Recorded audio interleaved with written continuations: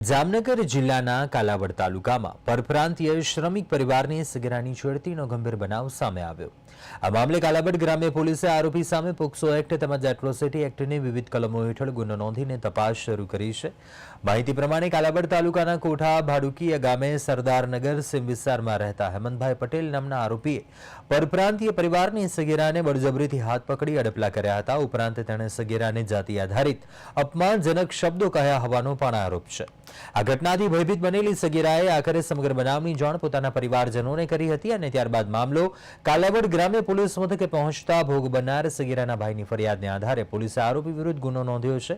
હાલ કાલાવડ ગ્રામ્ય પોલીસ દ્વારા વધુ તપાસ હાથ ધરવામાં આવી રહી છે.